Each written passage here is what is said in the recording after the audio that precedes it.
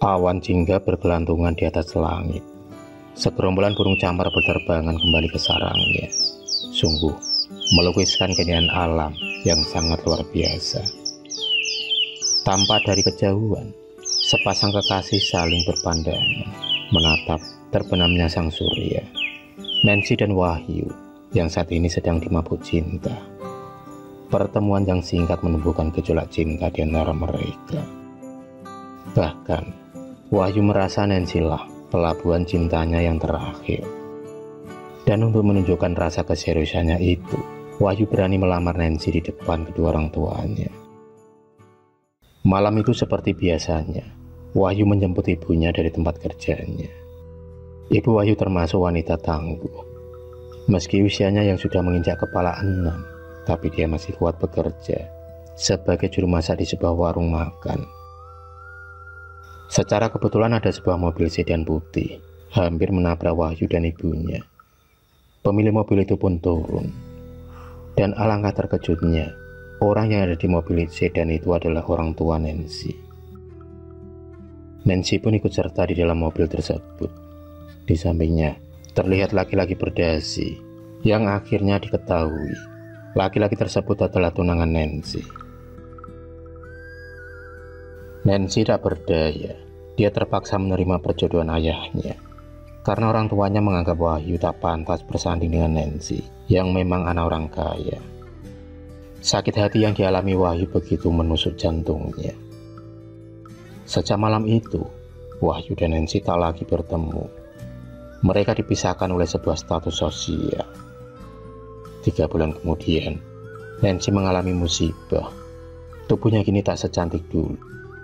Wajahnya penuh bercak-bercak kemerahan. Dan yang paling menyakitkan, dia ditinggalkan oleh calon suaminya yang menganggap Nancy tak cantik lagi. Orang tua Nancy yang sombong itu tak bisa menghalangi keputusan calon menantunya tersebut. Hari berganti hari, bulan berganti bulan. Penyakit Nancy pun bisa disembuhkan, meski masih ada sedikit bekas di wajahnya. Penderitaan Nancy tak sampai di situ saja. Kalau dulu banyak laki-laki yang berusaha mendapatkan hatinya, kini jangankan melirik, menatap wajah Nancy saja mereka ketakutan. Entah mengapa, wajah Nancy seperti nenek-nenek yang keriput. Kata-kata itu yang sering terucap dari mulut para laki-laki yang melihatnya. Tak terasa usia Nancy kini menginjak ke 35 tahun. Di usianya yang bisa dibilang dewasa itu, dia belum memiliki pasangan. Ruatan demi ruatan dilakukan oleh keluarganya, berharap Nancy didekatkan dengan jodohnya.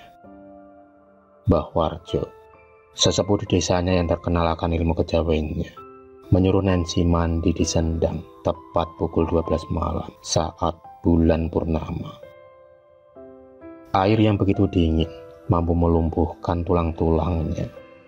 Tapi demi keinginan orang tuanya, Nancy rela menerjang dinginnya malam.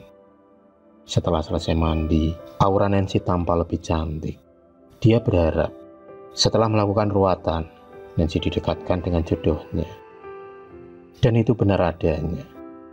Tak selang berapa lama kemudian, ada seorang laki-laki mendekatinya. Bahkan, laki-laki tersebut ingin meminang Nancy untuk dijadikan istrinya. Tapi niatan itu terbentur dengan kecelakaan yang menimpa dan merenggut nyawa laki-laki itu.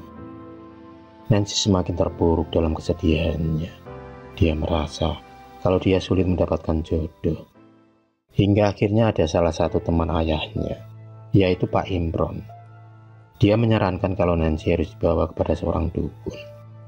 Pak Imron merasa ada orang yang sengaja menyelakai Nancy dengan cara guna-guna.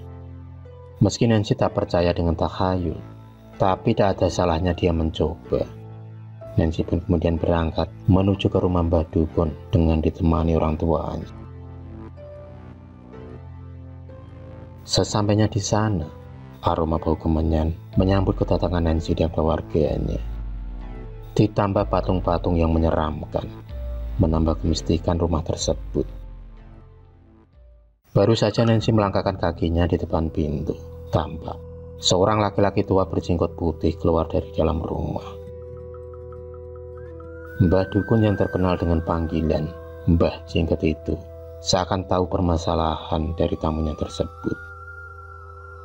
Mbah Jenggot kemudian menerawang wajah Nancy. "Kamu terkena guna-guna, Nduk." Kata-kata yang keluar dari mulut Mbah Jenggot sungguh mengagetkan keluarga Nancy. Mereka pun bertanya-tanya, siapa sosok di balik guna-guna tersebut. Mbah Jenggot kemudian menetralisir tubuh Nancy dari pengaruh guna-guna tersebut. Akhirnya Nancy lepas dari guna-guna aura jahat yang menyelimuti hidupnya. Di sisi lain, ada Wahyu yang masih memikirkan Nancy sampai saat ini. Ingatannya tentang mantan pacarnya itu sulit untuk dilupakan. Hingga suatu hari di lain kesempatan, mereka pun dipertemukan kembali setelah hampir 3 tahun tak bertemu. Jantung Wahyu berdetak kencang.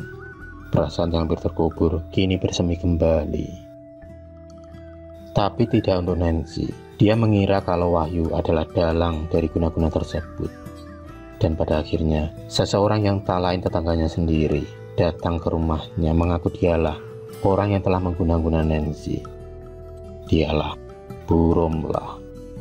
Burumlah telah menaruh dendam pada keluarga Nancy lantaran menolak lamaran untuk anaknya. Burumlah terpaksa mengaku dan meminta maaf karena dia sering diteror pocong kiriman dari Mbah Jenggot. Nancy pun akhirnya hidup normal kembali. Waktu pun terus berlalu. 3 bulan kemudian datang lamaran untuknya. Diam-diam anak Pak Imron menyukai Nancy, dan Gayung pun bersambut. Nancy menerima lamaran orang itu. Suatu hari, Nancy dan tunangannya sedang duduk santai di depan taman. Tak sengaja ada mobil yang hilang kendali. Mobil itu pun hampir menabrak tubuh Nancy. Tapi untungnya ada Wahyu yang mencoba menyelamatkan Nancy dari maut.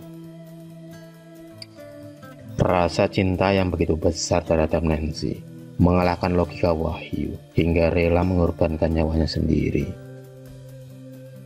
Wahyu pun meninggal di pangkuan Nancy.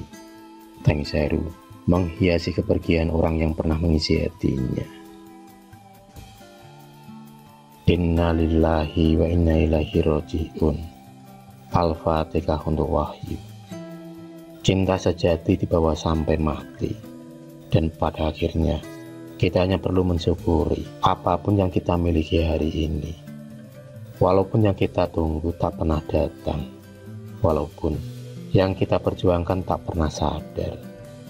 Namun hal yang mungkin bisa kita renungkan.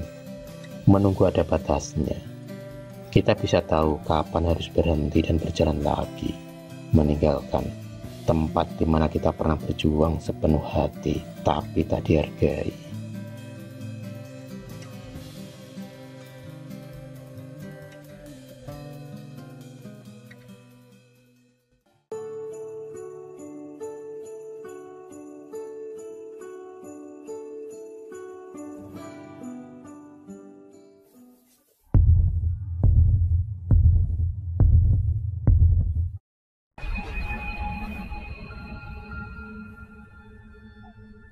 Terima kasih sudah menonton video cerita bergambar ini.